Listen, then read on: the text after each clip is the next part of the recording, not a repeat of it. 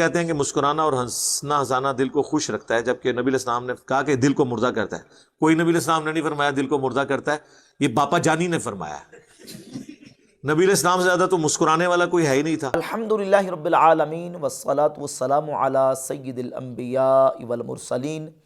اما بعد فاعوذ باللہ من الشیطان الرجیم، بسم اللہ الرحمن الرحیم۔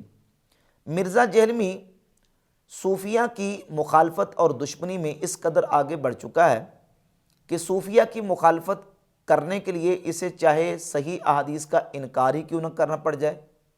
علماء اہل سنت کی مخالفت کرنے کے لیے صحابہ کرام رضی اللہ تعالیٰ عنہ کے صحیح آثار کا انکار ہی کیوں نہ کرنا پڑ جائے، اس قدر یہ آگے بڑھ چکا ہے کہ اس قدر جری اور بے باک ہو چکا ہے کہ فوراً جٹ سے علماء اور صوفیہ کے خلاف جو ہے وہ زبانیں تان دراز کرتا ہے۔ یہ نہیں دیکھتا کہ جو صوفیہ اور علماء نے بات کی ہے وہ صحیح احادیث اور صحابہ کرام رضی اللہ تعالیٰ عنہ کے آثار اور اقوال سے ثابت ہے۔ مرزا جہلمی کو ایک سوال کیا گیا کہ کیا نبی پاک صلی اللہ علیہ وآلہ وسلم نے فرمایا کہ ہنسنا دل کو مردہ کر دیتا ہے؟ تو کہتا ہے کہ نہیں، نبی صلی اللہ علیہ وآلہ وسلم نے کہیں نہیں فرمایا، یہ پاپا جانی نے فرمایا ہے۔ اشارہ تھا مولانا الیاس قادری صاحب کی طرف کہ انہوں نے کہا ہے نبی کریم صلی اللہ علیہ وسلم کے سلسلے میں کوئی حدیث نہیں ہے، جبکہ صحیح احادیث اس سلسلہ میں موجود ہیں کہ رسول اللہ صلی اللہ علیہ وآلہ وسلم نے اس بات کو بیان فرمایا کہ زیادہ ہنسنا دل کو مردہ کر دیتا ہے۔ جامع ترمذی میں 2305 نمبر حدیث ہے، سیدنا ابو ہریرہ رضی اللہ تعالیٰ عنہ اس حدیث کے راوی ہیں کہ نبی پاک صلی اللہ علیہ وآلہ وسلم نے فرمایا وَلَا تُكْسِرِ الضَّحِكَ فَإِنَّ كَسْرَةَ الضَّحِكِ تُمِيتُ الْقَلْبَ، زیادہ مت ہنسو کیونکہ زیادہ ہنسنا دل کو مردہ کر دیتا ہے۔ اور سنن ابن ماجہ کے اندر 4217 نمبر حدیث ہے اقل الضحک فإن کثرت الضحک تمیت القلب، کم ہنسا کرو، کیوں؟ اس لیے کہ زیادہ ہنسنا دل کو مردہ کر دیتا ہے۔ یہ صحیح حدیث جامع ترمذی کی 2305 نمبر حدیث سیدنا ابو ہریرہ رضی اللہ تعالیٰ عنہ کو نبی پاک صلی اللہ علیہ وآلہ وسلم نے وصیت فرمائی ہے، اور یہ واضح حدیث ہے کہ اس میں نبی پاک علیہ السلام فرما رہے ہیں کہ زیادہ ہنسنا دل کو مردہ کر دیتا ہے، اور حضور کی حدیث ہے۔ اور مرزا جہلمی جو ہے وہ کس انداز سے مذاق اڑاتے ہوئے یہ کہہ رہا ہے کہ یہ پاپا جانی نے فرمایا ہے، نبی علیہ السلام نے یہ نہیں فرمایا۔ تو اب جو ہے نا وہ اس قدر یہ اہل سنت کے علماء اور صوفیہ کی مخالفت میں آگے بڑھ چکا ہے کہ یہ نہیں دیکھتا کہ صحیح احادیث اس سلسلے میں موجود ہیں، جو سوال کیا جا رہا ہے اس کا کس انداز سے اس نے احادیث کا انکار کر دیا۔ اور پھر اسی طرح ایک اور مرزا جہلمی سے سوال ہوا کہ کیا نبی کریم صلی اللہ علیہ وآلہ وسلم کی کوئی سنت ہے؟ یعنی سوال کا مقصود یہ تھا کہ کیا احادیث میں اس طرح کی کوئی روایت یا حدیث ملتی ہے کہ تم جو ہے وہ اگر تمہیں رونا نہ آئے تو رونے جیسی صورت بنا لو دعا کے موقع پر، کیا ایسی کوئی حدیث موجود ہے؟ تو مرزا جہلمی نے یہ کہا جی کہ کوئی ایسی سنت نہیں ہے، یہ صوفیہ کی سنت ہے، یہ اہل تصوف کی سنت ہے، صوفیہ کی سنت ہے۔ چلیے نیکسٹ کوشچن ہے، دعا کی قبولیت کے لیے اگر رونا نہ آئے تو جان بوجھ کر رونے والی شکل بنانا سنت ہے؟ جی بزرگوں کی سنت ہے، یہ ہمیں کہیں تعلیم نہیں دی گئی ہے۔ یہ یعنی صوفیہ کے ہاں پایا جاتا ہے کہ اگر آپ کو رونا نہ آئے تو آپ جان بوجھ کے رونے والی شکل بنا لیں، اور اگرچہ اللہ کو تو معلوم ہے ہمارے دل کی حالت کیا ہے، اس کے سامنے کیا آپ نے، چونکہ یہ لوگ شکلوں سے ہی دھوکہ دے رہے ہوتے ہیں نا، فریب کر رہے ہوتے ہیں نا یہ۔ اور پھر دعوت اسلامی والوں کو ٹونٹ کیا، اور مولانا الیاس قادری صاحب کے اوپر پھر اس نے جو نا وہ اس طریقے سے طنز اور تان کیا، جبکہ اس سلسلہ کے اندر بھی احادیث موجود ہیں، اور نبی پاک صلی اللہ علیہ وآلہ وسلم کے صحابہ کرام رضی اللہ تعالیٰ عنہ نے ان احادیث کو روایت کیا ہے، بیان کیا ہے، جن میں سے سنن ابن ماجہ کے اندر 1337 نمبر حدیث ہے سیدنا سعد ابن ابی وقاص رضی اللہ تعالیٰ عنہ سے، وہ فرماتے ہیں کہ رسول اللہ صلی اللہ علیہ وآلہ وسلم نے فرمایا ان ھذا القرآن نازل بحزن، یہ قرآن غم کی حالت میں نازل ہوا، فَإِذَا قَرَأْتُمُوهُ فَابْكُوا، جب تم قرآن پڑھو تو تم رو، فَإِن لَّمْ تَبْكُوا فَتَبَاكَوْا، اور اگر تمہیں رونا نہ آئے تو رونے جیسی صورت بنا لو۔ 1337 نمبر یہ جو سنن ابن ماجہ کی حدیث ہے، اس حدیث کے اوپر تبصرہ کرتے ہوئے امام زین الدین عراقی المتوفیٰ 806 ہجری، یہ ان کی تخریج ہے احیاء العلوم کے اوپر، جسے تخریج عراقی کہتے ہیں، اس کی جلد نمبر 1 صفحہ نمبر 388 پہ امام زین الدین عراقی لکھتے ہیں کہ اخرجہ ابن ماجہ من حدیث سعد ابن ابی وقاص باسناد جید، یہ جید سند کے ساتھ ابن ماجہ کے اندر حدیث موجود ہے سیدنا سعد بن ابی وقاص رضی اللہ تعالیٰ عنہ سے، اور اس کا ایک شاہد مسند ابی یعلا کے اندر سیدنا انس ابن مالک رضی اللہ تعالیٰ عنہ سے موجود ہے۔ سیدنا انس ابن مالک رضی اللہ عنہ اس حدیث کے راوی ہیں کہ رسول اللہ صلی اللہ علیہ وآلہ وسلم نے فرمایا، حدیث کا نمبر ہے 4134، یا ایھا الناس ابکو، اے لوگو رو،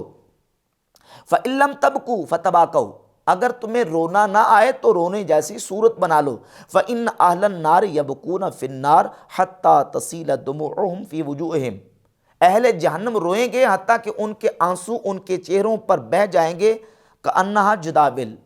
اور ان کے چہروں پر گویا کہ نالیاں بن جائیں گی، حتی تنقطع الدموع، حتیٰ کہ ان کے آنسو ختم ہو جائیں گے اور پھر ان کے آنسو خون کے بہیں گے، یعنی جو پانی کے آنسو ہیں وہ ختم ہو جائیں گے اور پھر ان کی آنکھیں خون بہائیں گی۔ یہ حدیث جو ہے یہ شاہد ہے سیدنا سعد بن ابی وقاص رضی اللہ تعالیٰ عنہ کی حدیث کا، جس کو امام زین الدین عراقی المتوفیٰ 806 ہجری نے تخریج احیاء العلوم میں جس کی سند کو جید قرار دیا۔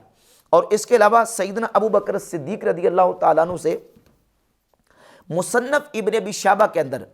35,578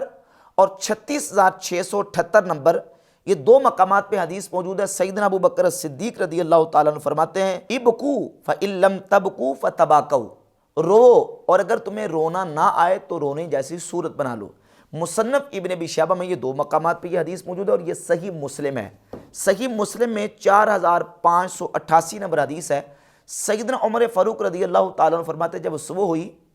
بدر کے موقع پر نبی پاک صلی اللہ علیہ وآلہ وسلم اور حضرت ابو بکر صدیق رضی اللہ تعالیٰ عنہ دونوں اکٹھے بیٹھ کے رو رہے تھے۔ فَإِذَا رسول اللہ صلی اللہ علیہ وسلم ابو بکر قاعدین وہما یبکیان، دونوں بیٹھے تھے اور رو رہے تھے۔ قلت یا رسول اللہ، میں نے نبی پاک صلی اللہ علیہ وسلم کی بارگاہ اقدس میں عرض کی، یا رسول اللہ اخبرنی من ای شیء تبکی انت وصاحبک، آپ اور آپ کے ساتھی کیوں رو رہے ہیں، مجھے خبر دیں۔ فَإِن وجدت بکاء بکیت،